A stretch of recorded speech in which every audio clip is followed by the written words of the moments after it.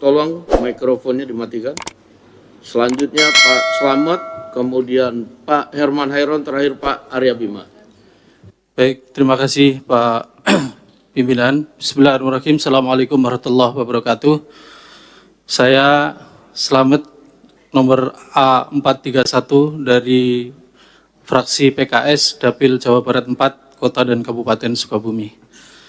Pada kesempatan ini ingin menyampaikan tidak hanya di medsos yang beredar yang kita saksikan antrian panjang rakyat kita untuk kemudian mengantri beras, tetapi saya saksikan sendiri di dapil saya betapa antrian ini memang cukup panjang untuk mendapatkan beras murah. Tentunya ini menjadi perhatian bagi kita semuanya. Kita melalui pimpinan maka saya sampaikan mohon pemerintah hadir di sini bahwa impor beras sudah dilakukan sedemikian rupa. 2023 2 juta ton, 2024 direncanakan 3 juta ton. Tetapi apa yang terjadi, harga beras di rakyat kita, di masyarakat kita juga tidak turun. Tentunya kita sangat senang ketika kemudian harga beras ini yang harganya mahal ini dinikmati oleh petani. Yang menjadi permasalahan adalah mahalnya harga beras tidak dinikmati oleh petani kita. Di saat yang sama ada rakyat kita yang kebutuhan beras ini juga mempunyai hak untuk mendapatkan beras yang terjangkau. Disinilah kemudian kita menuntut hadirnya pemerintah tetap menjaga kesejahteraan petani agar panennya bisa dibeli dengan harga mahal, tetapi kebutuhan rakyat kita dengan mendapatkan haknya, yaitu beras dengan harga terjangkau, juga harus dipenuhi. Oleh karena itu, melalui pimpinan, agar pemerintah serius untuk melakukan bagaimana kemudian harga beras ini bisa turun. El Nino sudah lewat, tidak menjadi alasan untuk kemudian ini menjadi harga mahal, tidak. Tetapi saya lebih soroti bagaimana keseriusan petani dan keseriusan pemerintah dan kemauan pemerintah untuk mengatur masalah logistik dari pangan kita. Data yang saya dapatkan bagaimana pemerintah hanya membeli 2% dari seluruh petani, potensi petani kita. Ini data dari Bulog saya dapatkan, hanya 2%. Artinya 98% seluruh panen petani kita dikuasai atau dibeli oleh pihak swasta, sehingga hari ini pemerintah mendapatkan hasilnya tidak mampu mengendalikan pasar. Kenapa? Karena pemerintah tidak menguasai stok.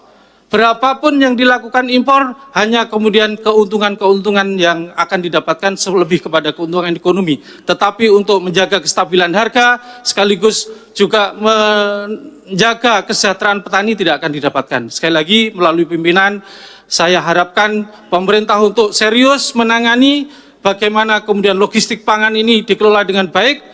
Pastikan kesejahteraan petani kita tetap dijaga dengan membeli seluruh potensi petani yang dipanen hari ini. Demikian yang bisa saya sampaikan. Terima kasih. Assalamualaikum warahmatullahi wabarakatuh.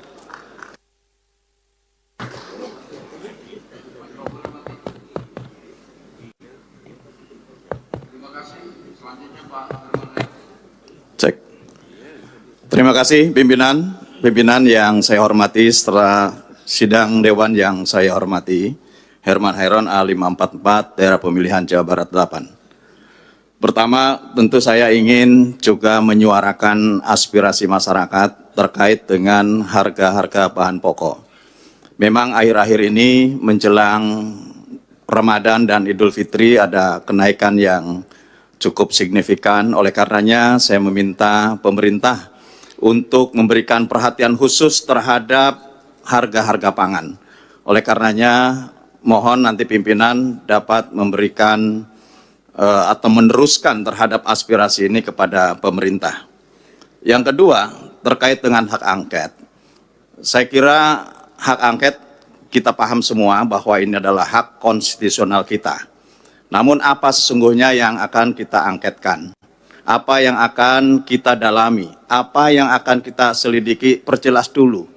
Sehingga kemudian tidak serta-merta bahwa menuduh kecurangan, bahkan mendegradasi terhadap hak konstitusional rakyat, hak suara rakyat yang telah dicurahkan di dalam pemilu. Kalau brutalnya brutal di mana gitu. Karena ini yang harus didudukan kembali supaya tidak ada informasi yang bias kepada masyarakat.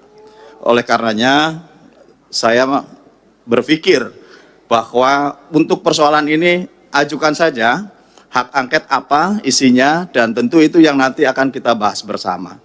Tidak perlu membangun wacana-wacana kecurangan dan lain sebagainya. Ini adalah pemilu yang tentu juga menjadi tugas kita bersama untuk mengawal, untuk mengawasi, dan bahkan dalam perhitungan ini ya tentu kita bagaimana untuk bisa menuntaskan setuntas-tuntasnya dengan batas waktu yang telah ditetapkan. Jika ada hal lain, saya kira tugas konstitusional bisa digunakan.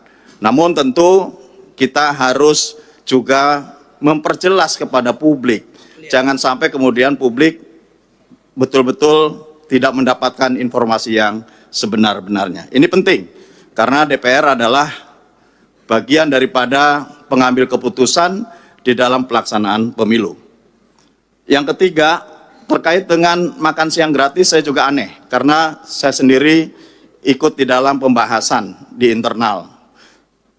Makan siang gratis ini belum ditetapkan anggarannya dari mana, dan tentu belum ditetapkan cantolannya ke mana, karena juga perhitungan suara masih berlangsung, presiden belum ditetapkan, dan tentu juga dalam perjalanannya, kalau kemudian ada piloting yang sedang dilaksanakan, ya ini adalah merupakan bagian inisiatif, misalkan kemarin yang dilaksanakan di Tangerang.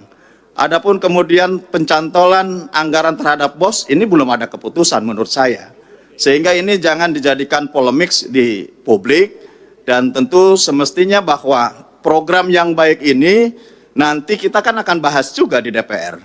Perspektif dalam pembahasan anggaran-anggaran di pemerintahan juga akan dibahas di DPR.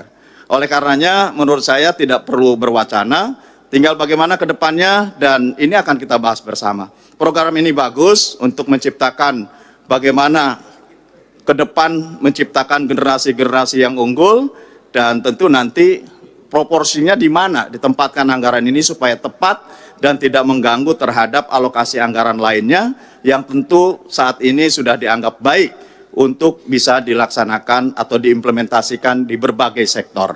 Saya kira demikian, Ketua. Terima kasih. Baik, terima kasih. Terdata di meja pimpinan ada 3 lagi, dan saya pikir cukup sampai dengan 3 lagi karena juga waktu semakin siang. Saya persilakan Pak Arya Bima, setelah itu Pak Kamarus Samad dan Pak Johan Rosihan. Setelah itu kita tutup sidang kita. Silakan. Terima kasih pimpinan.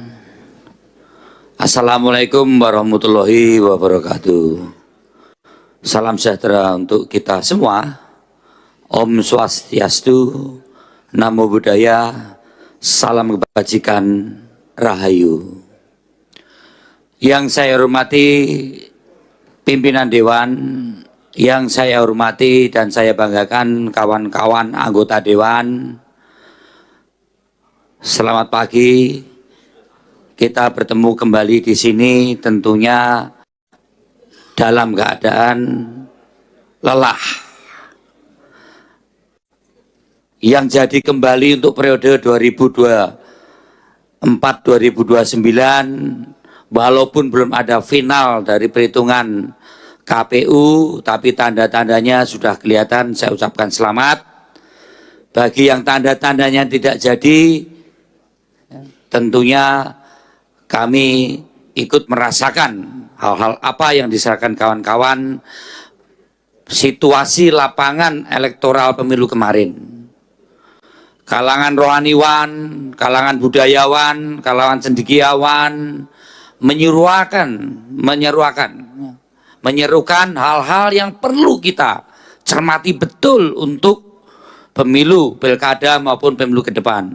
Untuk itu pimpinan, kami berharap pimpinan menyikapi dalam hal ini, mau mengoptimalkan pengawasan fungsi komisi atau interpelasi atau angket ataupun apapun supaya pemilu ke depan kualitas pemilu ke depan itu harus ada hal-hal yang dilakukan dengan mengkoreksi aturan-aturan kita maupun mengoptimalkan pengawasan kita sebagai anggota legislatif yang tidak ada taringnya, yang tidak ada marwahnya di dalam pelaksanaan pemilu kemarin. Walaupun tanda-tanda itu sudah kelihatan sejak awal. Yang kedua, pimpinan, mengenai masalah perut rakyat, yaitu masalah beras. Hari ini saya membaca di media mainstream, media online, kita tidak bisa lagi menyandarkan pada pangan impor. Thailand menutup impor beras atau ekspor beras ke kita. Vietnam menutup ekspor beras ke kita. India juga demikian. Kalau kita ada defisit neraca suplai beras, kita kadang menyandarkan itu pada kebutuhan untuk kita impor. Untuk kali ini negara-negara tersebut menutup untuk melakukan ekspor beras atau untuk kita impor. Demikian juga ramalan produksi nasional kita. April baru dimungkinkan ada panen. Dari panen kemudian sampai diproduksi sampai beras itu ke pasar itu butuh 1 bulan. Berarti April, Januari, Februari, Maret, April, Mei kita akan ada bulan Ramadan dan juga Idul Fitri. Untuk itu pimpinan saya mengusulkan DPR membuat tim khusus untuk masalah perberasan nasional ini. Walaupun informasi-informasi dari pemerintah ketersediaan itu ada, tapi apakah mencukupi dan ketersediaan itu harganya terjangkau oleh masyarakat khususnya beras medium, pimpinan saya kira perlu bersikap untuk itu. Ya. Ini sangat penting karena jangan sampai krisis pangan ini berpotensi menjadi krisis sosial, bahkan sangat mungkin menjadi krisis politik, apalagi situasi-situasi pasca pemilu ini juga belum beres. Kita masih akan banyak persoalan-persoalan di Mahkamah Konstitusi. Hari ini pun di luar juga ada demo-demo.